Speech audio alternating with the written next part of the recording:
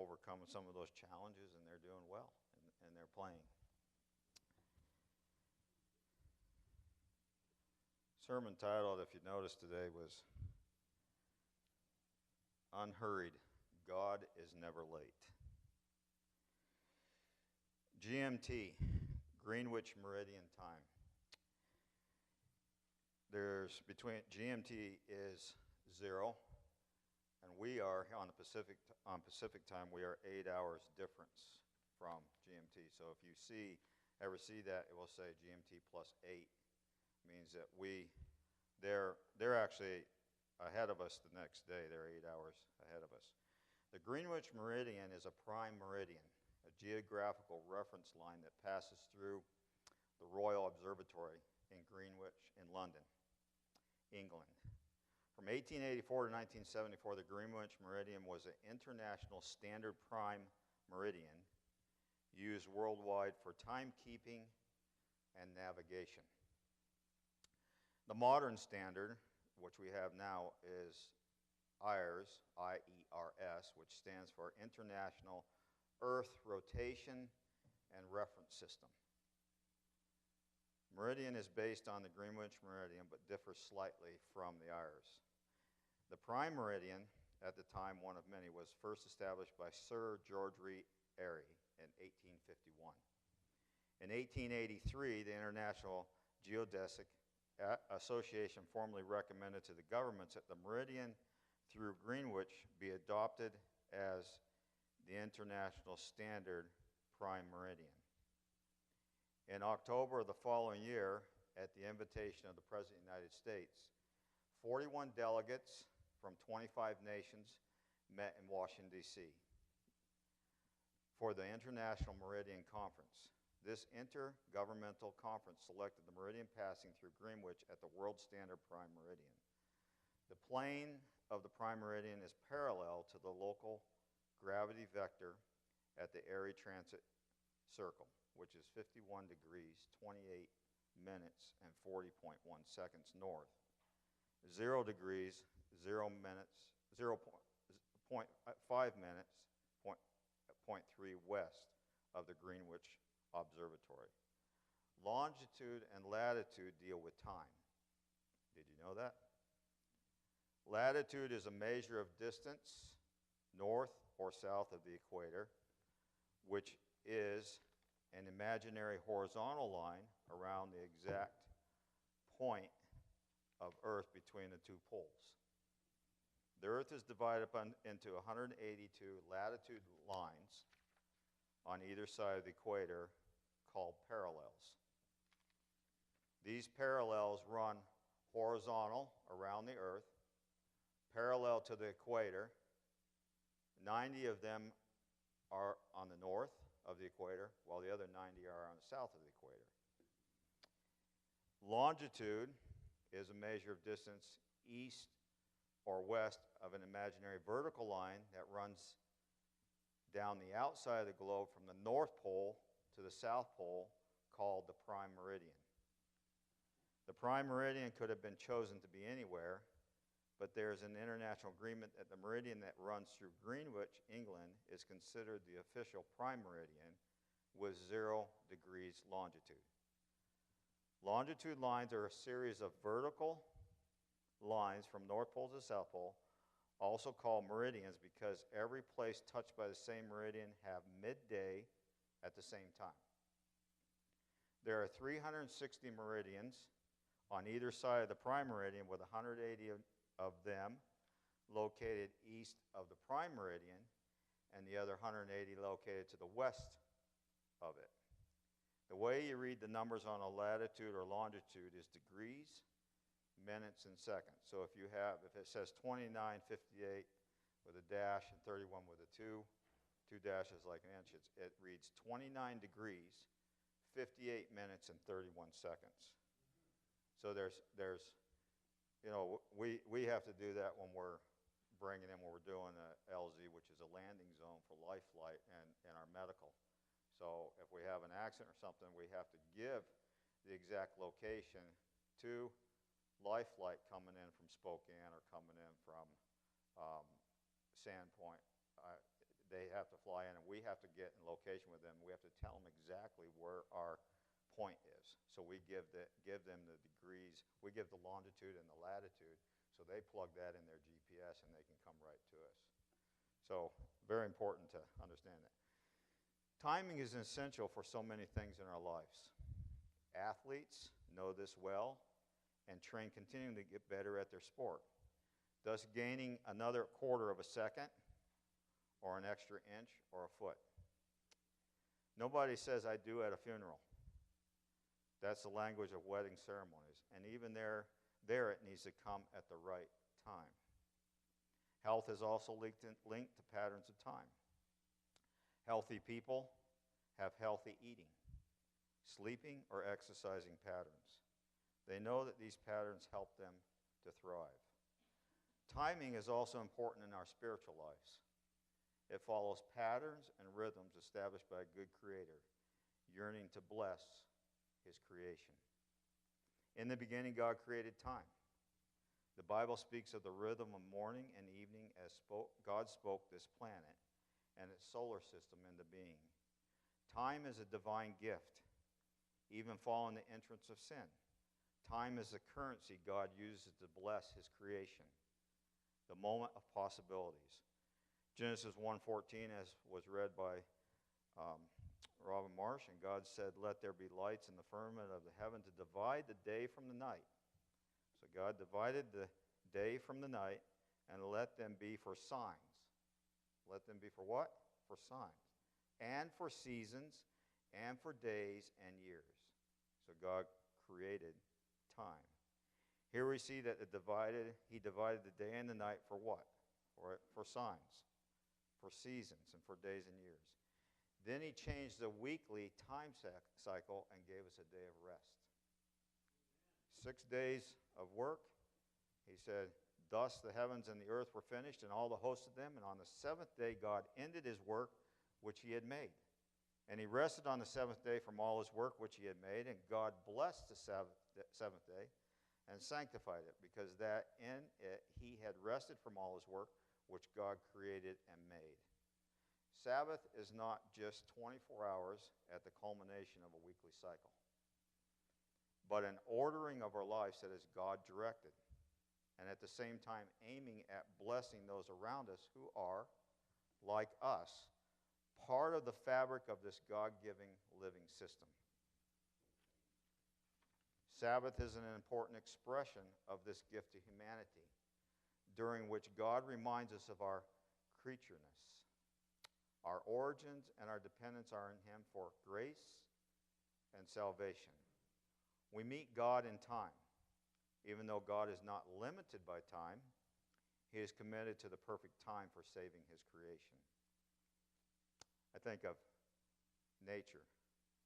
Nature, sun rises a certain time, sun sets a certain time. Moon comes up, stars show. Creation, we have flowers that bud, trees that bud at a certain time, planting at a certain time. You look at all creation and it follows time. Man is the only one that messes it up. You know, as I was putting this together and thinking about this, we always mess up everything. But creation follows God exactly, if you look at it. How can we live unhurried lives in a world that is governed by schedules and calendars? How can we learn from how Jesus, the God-man, lived his short life on earth based on what we know from the Gospels? How do we live unhurriedly the Sabbath pattern underlying a good and perfect creation, a world infected by sin, pain, and destruction? Turn with me to 2 Kings 20. God controls time. And this is biblical. And I mentioned this in the children's story. 2 Kings 20, verse 1 says, and the Bible reads, "In those days was Hezekiah sick unto death." So the king was sick unto death. And then the prophet Isaiah came to him and said, "Thus saith the Lord." So if somebody came to you and said, "I've been instructed from the Lord," this is what he said. He said, "Set thy house in order, for thou shalt die and not live." Hezekiah didn't like that. He wasn't ready to die in his opinion, but God knew that he was ready to die. Wanted to lay him to rest. So he chose Hezekiah to, in my opinion, go against God. And then he turned his face to the wall and prayed to the Lord, saying, I beseech thee, O Lord. He pleaded with God. He turned his face to the wall and he pleaded with God. He says, remember now how I have walked before thee in truth and with a perfect heart, and have done that which is good in thy sight. And Hezekiah wept. And it came to pass, Uzziah was gone out into the middle of the court, that the word of the Lord came to him, saying, turn again and tell Hezekiah, the captain of my people, thus saith the Lord, the God of David thy father, I have heard thy prayer. I have seen thy tears. Behold, I will heal thee. On the third day thou shalt go up into the house of the Lord. Don't we serve a merciful and gracious God? He gives us what we ask for. Sometimes it's not the best thing for us. As it shows here in Hezekiah, we know the story. And he says, and I will add unto thy days 15 years. So he added unto Hezekiah 15 years, and I will deliver thee and this city out of the hand of the king of Syria, and will defend this city for my own sake and for my servant David's sake. And Isaiah said, take a lump of figs, and they took and laid it on the boil, and he recovered. So he was healed of his infirmity. He was given another 15 years. Did it turn out good for Hezekiah? For him, it turned out good. For his children, it did not. Hezekiah was able to live.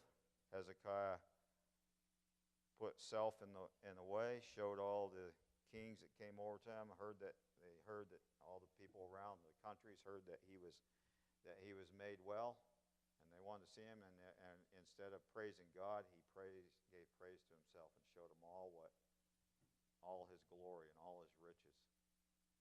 And Hezekiah's inheritance and family suffered from that.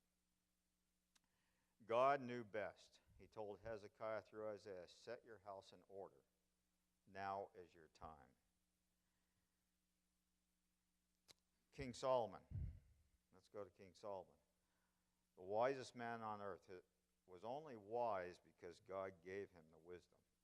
It wasn't his own doings. But we know the story of Solomon. He became proud. But in his later years, in Ecclesiastes 3, Solomon wrote Ecclesiastes, and there was some things in his life that he had learned. And he was converted, and he came out of his sinful ways with the help of God and the Holy Spirit. And he says in Ecclesiastes 3:1, to everything there is a season and a time to every purpose under heaven. Do we believe that?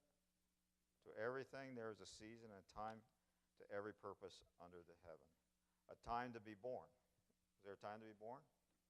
Women who have had children, typically you carry that child for 9 months. Sometimes they come a little early, a little late, but it's a time. Time to be born, right? A time to die. There's a time to die. God said, I will give in Psalms, man up 70 years, and then we'll extend it, follow the Lord, another 10 years, right? 80 years. Everything past that is extra time that we have on this earth, right? There's a time to plant, right? We know that time to plant when we see it warm up and we see buds start coming on the trees. We know it's time to plant. There's a time to pluck up that which is planted. There's a time for harvest. We usually harvest in fall time, right? There's a time to kill, and there's a time to heal. And there's a time to break down and a time to build up. There's a time to weep. Sometimes we get sorry and we have to weep. And a time to laugh. There's a time to mourn and a time to dance. A time to cast away stones and a time to gather stones together. A time to embrace and a time to refrain from embracing. A time to get and a time to lose. A time to keep and a time to cast away. A time to rend and a time to sow. And there's a time to keep silence and a time to speak. Some of us need help in that area. The Lord's been helping me in that area a lot. A time to love and a time to hate. A time of war and a time of peace. What profit hath he that worketh in that wherein he laboreth? I have seen the travail which God hath given me to the sons of men to be exercised in it. He hath made everything beautiful in his time. Amen. The first observation of grace is found in time, writes an Old Testament scholar, Jacques Ducan, commenting on the biblical text, which I just read, Ecclesiastes 3. Unlike Greek philosophers who saw time as a destructive power, the ancient Hebrews saw life in time. Thus, when Solomon says that there is a time for every event, he does not mean that there is an appropriate moment for humans to act. Neither does he mean that events happen without our control. The preposition to, attached to the word all, or to everything, suggests instead that all these time events, the time of human existence, are to be received as grace from God. Let's remember that. The wonder of the incarnation is that the God who is way beyond the dimensions we live in, the God who created time, actually steps into time and becomes subject to time. Paul describes this in Galatians 4 and 5. But when the fullness of time was come, God sent forth his Son, made of a woman, made under the law, to redeem them that were under the law, that we might receive the adoption as sons. This was prophesied in Daniel 11. I brought this here to show time. This is an original drawing that my father-in-law did, and he's been passed since 2018.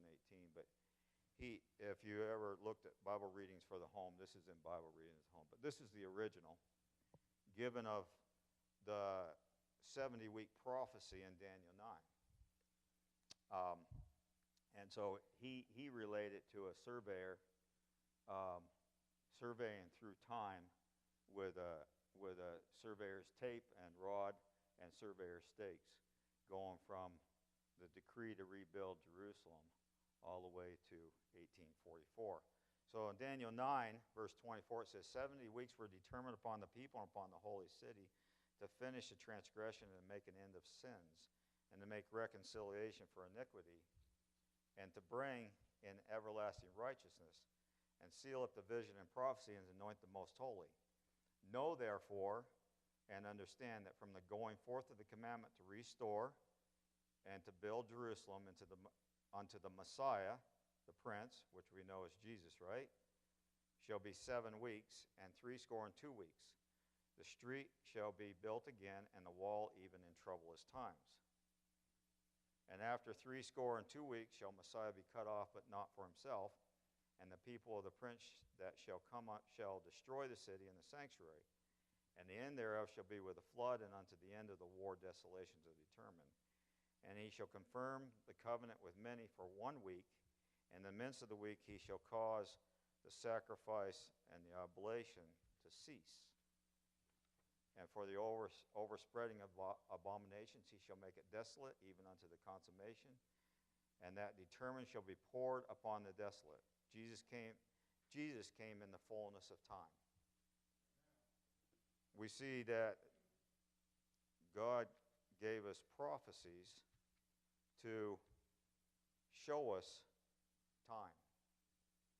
But after the 2300-day prophecy, there is no more time prophecies after that. We're told by that in the spirit of prophecy. But all through history, I mean, he prophesied that the children of Israel would be put in captivity for 400 years. It was told before that ever happened. If they did not follow God's commandments and obey him. And they were put in captivity for 100 years, and they cried unto the Lord. He gave them the sanctuary. It pointed to Christ on this earth. The sacrifices every day in the sanctuary service were done by the priest at 9 o'clock and 3 o'clock, which pointed to Christ being hung up on the cross as our lamb slain for each one of us, and he was taken off at 3 o'clock in the afternoon. They had the Day of Atonement. They had the feast days. They had the yearly feast. They had the monthly feast. Everything was worked and originally around time.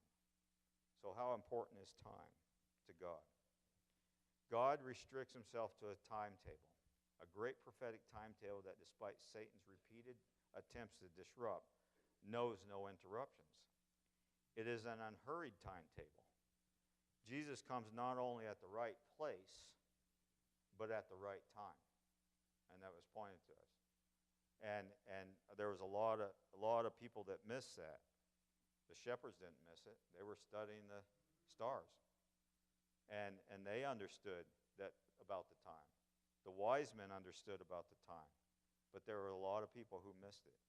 In his limitation, Christ's limitation to our time, and despite all plotting and planning by the arch enemy and his forces, God is never late, and he is never hurried. This gives us confidence as we face a turbulent, hurried, and unpredictable world. We need to learn to differentiate between the urgent and the important. And there are many other prophecies in the Bible that point to God's first and second advent. That is one of the many reasons we can trust in the Word of God, and our faith is strong because of these prophetic timetables that God has graciously laid out for us. So how did Jesus live in time? From the outset, we must acknowledge that people living in the 1st century AD did seem to have a different relationship to time compared to those living in a 21st century world. Lives were not governed by clocks. People looked at the sky to estimate the time of day. There were no timetable for trains or planes. Perhaps life's rhythms were gentler. Maybe that is a challenge or a call to all of us to, as far as possible, create moments of unhurried time in our lives. Breathers that help us to look up for a moment and not plan every microsecond. But there were moments in Jesus' life that were every bit as rushed as our lives are often are. Take the incident in Luke 8. You had 8:41, if you wanted to look that up. Well-known story. Starts out in verse 40 that there were a bunch of people waiting for Jesus. Jesus arrived in the town, and a large crowd was expecting him. They had heard he was coming. Imagine a lot of people, a lot of noise, and a lot of action in the crowded streets of Capernaum. It seems as if everyone wanted something from Jesus. And then came the very urgent plea from Jairus. If you remember, Jairus' daughter, his only daughter, got sick and was so sickly she was about ready to die. Luke introduces him as a synagogue leader, someone of importance. Forgetting his dignity and throwing himself at the feet of Jesus, he pleads with Jesus to come to his house. The text suggests that timing matters because his little girl is on the brink of death. This is urgent. And so Jesus slowly makes his way through the crowds. Wouldn't Jairus kind of be, if you were Jairus, you would be like, come on, hurry up. My daughter's dying. And this was a rush hour traffic time. There was a lot of people. Jesus makes his way on this very urgent business. But suddenly something important happens, and Jesus stops. You remember what happens? He stops as a woman who in faith touched his robe, is healed. She sees this as an important faith. Jesus sees this as an important building faith moment for the woman and for the crowd. And so Jesus stops and takes time. Luke 8 reflects this time and space that is given to the description of this encounter in verses 43 to 48 as Jesus makes inquiries. The question of who touched him seems out of time and place, as Peter is quick to point out. Yet Jesus takes the time to ask it. And the woman comes forward, and in the presence of everyone, she tells her story, which also takes time. She gives her biblical